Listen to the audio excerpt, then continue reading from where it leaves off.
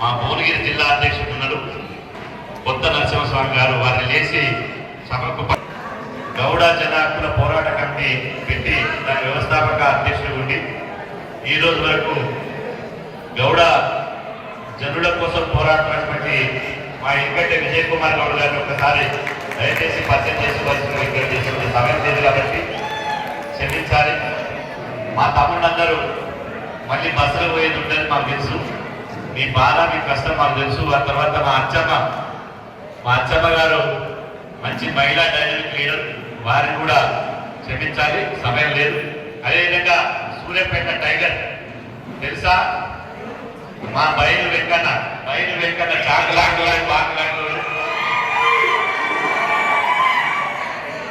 మాట్లాడాలంటే వద్దన్న నా సమయం మీరే తీసుకొని చెప్పారు. వారికి కూడా ధన్యవాదాలు. ఇంకా మా వీరభద్రాచారి గారు, మోత్కూరు వీరభద్రాచారి గారు, వారు కూడా మాట్లాడించలేకపోయాం. మా కుల సంఘాల నాయకులందరినీ మాట్లాడించలేకపోయాం. కాబట్టి మా తాళ సంపత్ గారు, అదేవిధంగా వరికుప్పల మధు గారు, గూడూరు భాస్కర్ గారు, అదేవిధంగా డాగర శ్రీనివాస్ గారు, అదేవిధంగా నరసింహ గారు, వరంగల్ జిల్లాకి వచ్చిన నరసింహ గారు, ఇంకా మిగతా సోదరులు, అదేవిధంగా మా తమ్ముడు ఉప్పల మధు యాదవ్ గారు, ఈ జిల్లాలో బీసీ విద్యార్థి ఉద్యమాన్ని బలంగా తయారు చేసిన ఉప్పల మధు యాదవ్ గారు, ముఖ్యంగా ఈ సభకు సభాధ్యక్షుడు, అదేవిధంగా జిల్లా బీసీ సంక్షేమ సంఘం అధ్యక్షుడు జలమల నరసింహ గారికి, అదేవిధంగా బీసీ సంక్షేమ సంఘం రాష్ట్ర ఉపాధ్యక్షుడు అటు హైదరాబాద్లో ఇటు జిల్లాలో బీసీ ఉద్యమానికి కొండంత అండనిస్తున్నటువంటి అన్న ఉప్పల మన్సూర్ గౌడ్ గారు, ఊర మన్సూర్ గౌడ్ గారు, అదేవిధంగా మా తెలంగాణ రాష్ట్ర అధ్యక్షుడు బైరి రవికృష్ణ గారు, అదేవిధంగా గౌడ సంఘాల జేసీ చైర్మన్ బాలగురు బాలరాజు గౌడ్ గారు, బీసీ యువజన సంఘం జాతీయ అధ్యక్షుడు కనకల శ్యామకుర్మ గారు, అదేవిధంగా విద్యార్థి సంఘం జాతీయ అధ్యక్షుడు బాయిపడి విక్రమ్ గౌడ్ గారు, అదేవిధంగా బీసీ సంక్షేమ సంఘం రాష్ట్ర ఉపాధ్యక్షుడు తన్నీర్ రాంప్రభు గారు, అదేవిధంగా బీసీ కుల సంఘాల అన్ని బీసీ కుల సంఘాలకు మొత్తం 136 కులాలకు చైర్మన్ గా ఉండి మాకు మార్గనిర్దేశం చేస్తున్నటువంటి మా గణేశానంద గారు, అదేవిధంగా గుజరాత్ సంఘం రాష్ట్ర అధ్యక్షుడు అన్న నగేష్ గుజరాత్ గారు, అదేవిధంగా సగర ఉప్పల సంఘం రాష్ట్ర అధ్యక్షుడు శేఖర్ సాగర్ గారు, అదేవిధంగా మా మహిళా సోదరులు, వేదిక మీద ఉన్న సోదరులు, వేదిక ముందున్న కుల సంఘాల అధ్యక్షులు, అదేవిధంగా గౌరవ పాత్రికేయ సోదరులందరికీ పేరు పేద ఆ యొక్క హృదయపూర్వక నమస్కారాలు. బీసీల ఐక్యత అన్నది ఒకసారి, బీసీల ఐక్యత, ఎస్సీ మైనారిటీల ఐక్యత. Thank you. సాధన సభ మన సూర్యాపేటలో పెట్టడం జరిగింది. ఈ సూర్యాపేటకు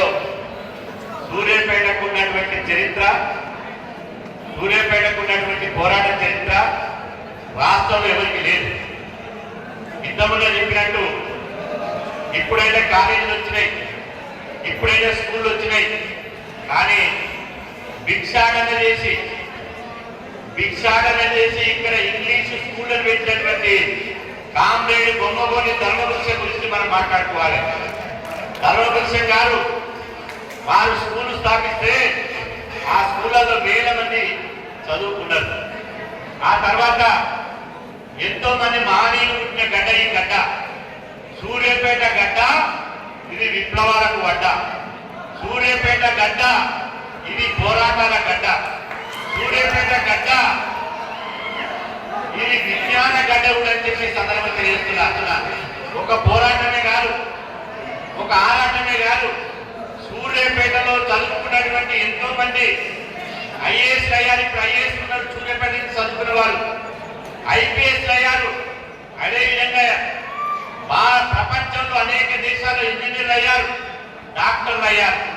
సూర్యాపేటకున్న చరిత్ర, ఘనమైన చరిత్ర, ఇంత పెద్ద చరిత్ర ఉంది. నేను అనుకుంటాను ఇక్కడ సూర్యాపేటలో పుట్టిన వాళ్ళు, అయ్యో నేను హైదరాబాద్ లో ఉండకపోతే, నేను బంజారాహిల్స్ లో ఉండకపోతే, నేను ముంబైలో ఉండకపోతే అనుకోవద్దు. మళ్ళా దేవుడు మీకు 100 జన్మలిస్తే ఏమని కోరుకుంటారు మీరు చెప్పాలి. దేవుడు మీకు ప్రత్యక్షమై, అరే బిడ్డ నువ్వు ఇక్కడ సూర్యాపేటలో ఉంటావు, మళ్ళీ ఎక్కడ ఉంటారో బిడ్డ అని ఏమని కోరుకుంటారు? ఏమని కోరుకుంటారు?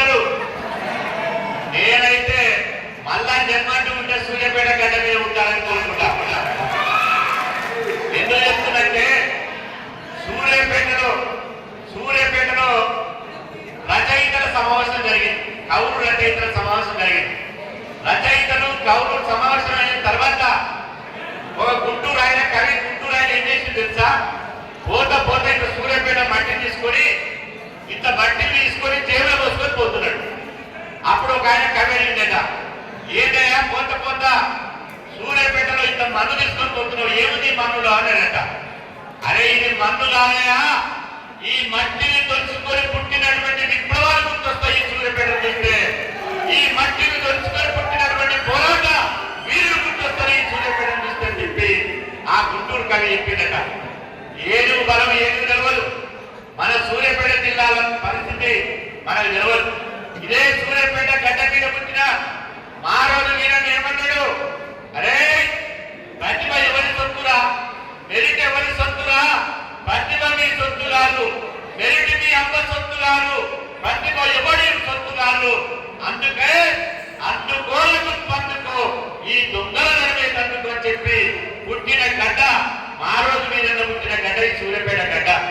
ఒక ఒడ్డలి పుంచరాముడు, ఒక ఉప్పల మన్సూరు, ఎంతో మంది మహానీయులు పుట్టిన గడ్డ ఈ సూర్యాపేట గడ్డ. కాబట్టి ఈ గడ్డ మీద నుంచే ఇలా బీసీల సమర శంకరం పూరిస్తున్నాం. ఈ గడ్డ మీద నుంచే బీసీల యుద్ధ వేడి ముగిస్తున్నాం. ఏమని ముగిస్తున్నాం?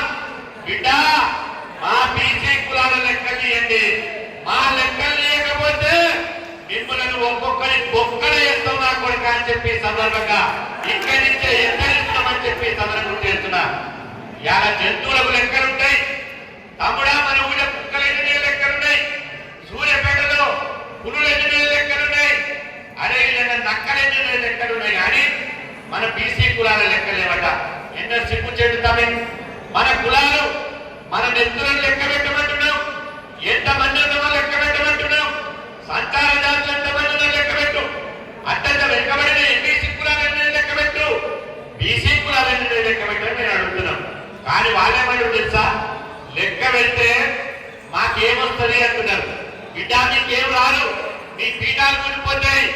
బీసీ కులాల లెక్కలు ఇస్తే నీ పీఠాలు కూలిపోతాయి. అందుకనే భయపడుతున్నారు. ఇలా లెక్కలు ఇస్తే మనం యాచించే స్థాయి నుంచి శాసించే స్థాయి పోతామని చెప్పి సందర్భంగా మీకు అలా తెలియజేస్తున్నా. మనం రాజకీయాలను శాసిస్తాం, విద్యా రంగాన్ని శాసిస్తాం, ఉద్యోగ రంగాన్ని శాసిస్తాం, ఆర్థిక రంగాన్ని శాసిస్తాం. ఎందుకంటే లెక్కలు తీసినప్పుడు 60% ఉన్నాం. అప్పుడు ఏమంటారు? అరే 60% ఉన్నాం మేము, ఈ 60% ఉన్నాడు ఎంత పరిపాలిస్తారా? 60% ఉన్న బిడ్డ మేము ఈ 5% ఉన్నాడు ఎంత పరిపాలిస్తారా? కాబట్టి 60% ఉన్నాడే ముఖ్యమంత్రి పీఠం మీద కూర్చోవాలి, 60% ఉన్నాడే ప్రధానమంత్రి పీఠం మీద కూర్చోవాలని చెప్పి బీసీ కులాల లెక్కలు ఇస్తే అంత ఉపయోగం ఉంటుంది. నేను అంటున్నా, రేపు తమ్ముళ్ళందరూ హైదరాబాద్ పోతారు, ఒక ఎంబీబీఎస్ కావాలి, మీరు సీటు దొరకదు.